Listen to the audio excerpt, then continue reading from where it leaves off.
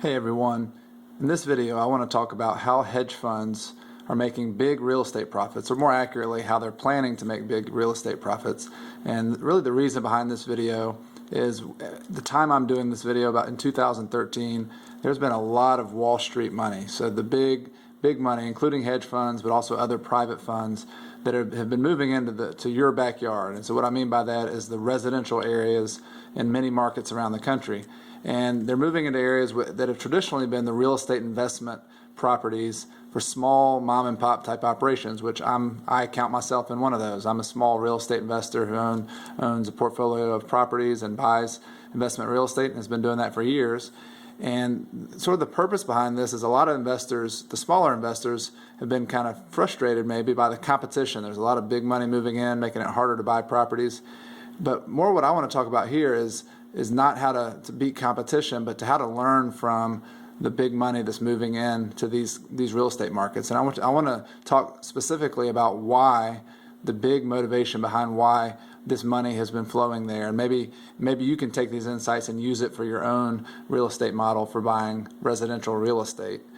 And so sort of the big kind of context or setting behind all this, why this has happened, is of course with the big downturn, the Great Recession, there was one of the main causes was the housing sector, and that there was an oversupply, overbuilding, a lot of speculation, and there was in many markets there were a massive number of foreclosures. So banks and mortgage companies have been taking huge numbers of properties back, and that of course, as we all know, catapulted and cascaded into a worldwide recession, and it affected all sorts of other areas.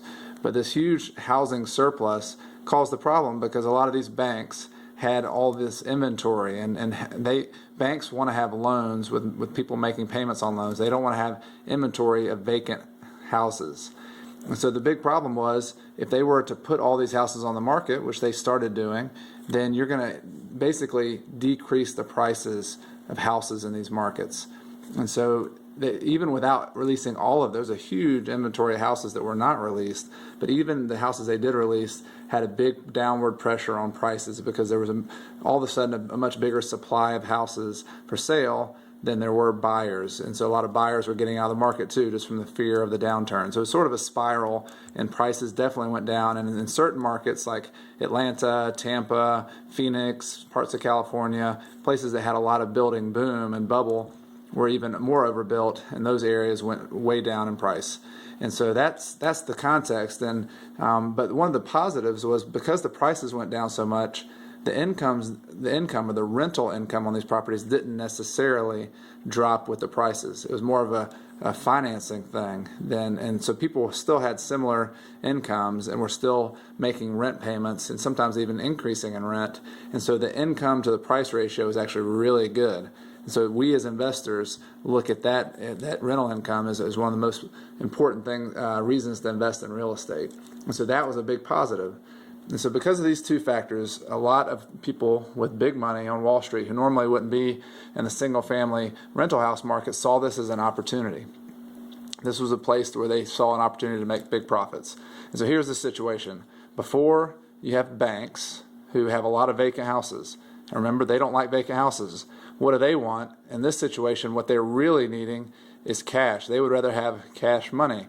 They have regulators knocking on their doors saying, hey, you need to have more cash on your balance sheet. You have all these houses, and the risk if you have too many houses and bad loans and not enough cash is you'll get shut down as a bank. So this is a survival type game that banks are not happy with the houses. They would be happy if they had more cash. But remember the problem? They put all their houses on the market and liquidated them. They'd get lower and lower amounts of cash, and it could lead to them having even bigger problems.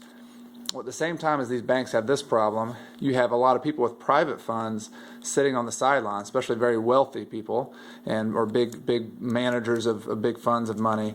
They have money sitting in cash, or if they do, they're very unhappy about this because what's wrong with the interest rate pictures out there? Interest rates are very low. So interest rates are low, or historically low. In the less, if you're sitting in a CD or money market, you're in the less than 1% range, and that's just not going to work. That's not the kind of returns they're looking for. So they would be very happy with something like real estate that produced a good income. And so this is the general context what made sense. If there's a way for this big inventory of houses to go to in bulk to private funds who had the cash and were willing to build a business of owning investment real estate, they could basically just trade places. And so that's the thing that led to the strategy on all sorts of sides. The government was and Fannie Mae, Freddie Mac, hedge funds, and they all put this together. That this is a way to transfer the housing inventory to bigger funds with money who are willing to hold them and rent them.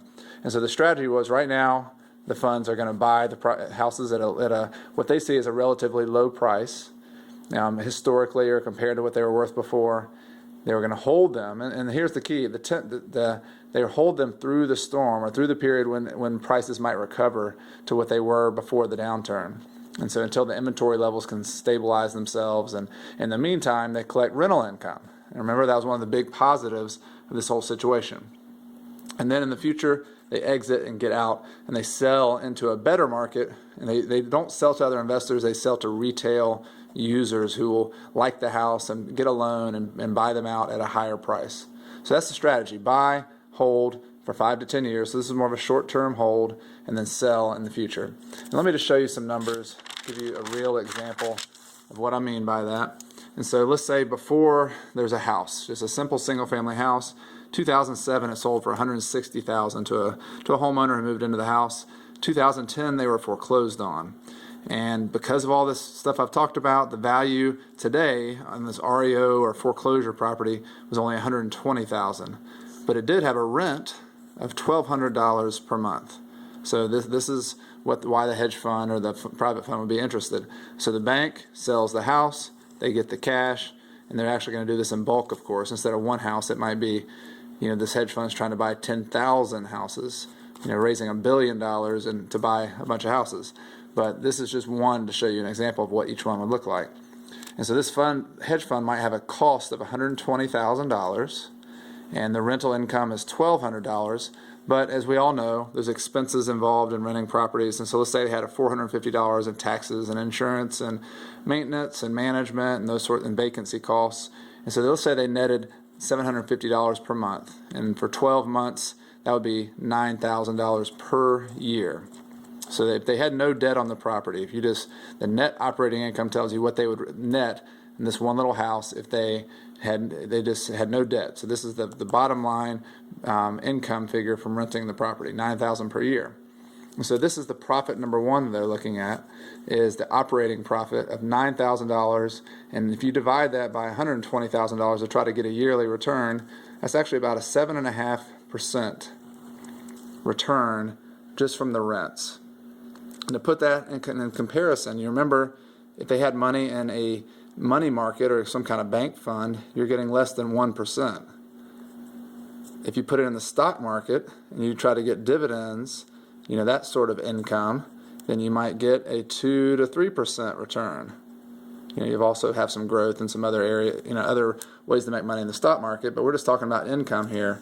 And, bonds, maybe you could do a little bit better, but you're still looking anywhere from 2 to, on the most secure ones, up to 6% maybe, if you're lucky. So those are the kinds of, that when they see these kinds of returns just from the income, that's a really attractive number, and that's going to attract a lot of money to make it worth their effort to do what has traditionally not been done, because there's a segmented market. There's a lot of houses spread out all over the place, and typically big money has bought real estate that is in one big complex, like one big apartment complex or one big commercial building or commercial complex. And so, but it made it worth their while to try to look into aggregating all these houses. But that wasn't the end of it. So the bigger profits, and the reason that 7.5% by itself would not be good enough for hedge funds to get involved. But there's another profit potential, in which is that they eventually, if the market came back, and in certain markets they felt this was more likely, then they could sell the property for what it was worth maybe back in 2007.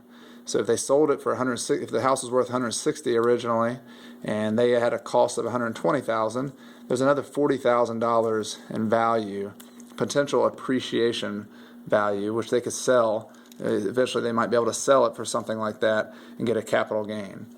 And so that's $40,000 on their $120,000.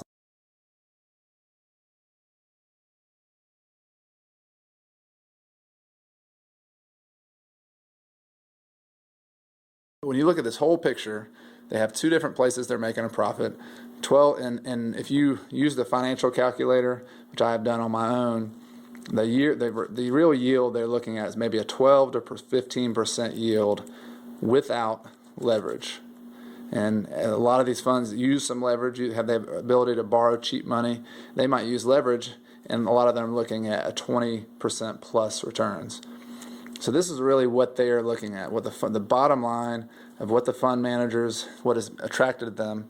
And what I find interesting is this business model is not any different than the kinds of things we do as small investors, and I've been doing my own business, and I've been looking at these same kind of numbers for years. But because this is such a massive opportunity scale-wise, there's been a lot of big money who see it more as a opportunity to get in big. And so if you're watching this video, I'm actually going to be teaching a class on this business model, on how these deals work, go into more details on some case studies of these. I'm going to interview a manager of a local fund that's been buying properties and show you how their business model works and just really show if you're interested in this model of buying and holding properties for this period of time, nicer houses and nicer neighborhoods where you buy low, you rent it for a period of time, in the future you sell it at the right time in the market and sort of be a cyclical kind of real estate investor. That's what we're going to be teaching, this model of buying and holding for the short term, and so you can learn how to make profits like hedge funds are doing right now in today's market. So thank you for your time. Go to coachcarson.com if you want to hear more about this class, and I really appreciate your time watching this video.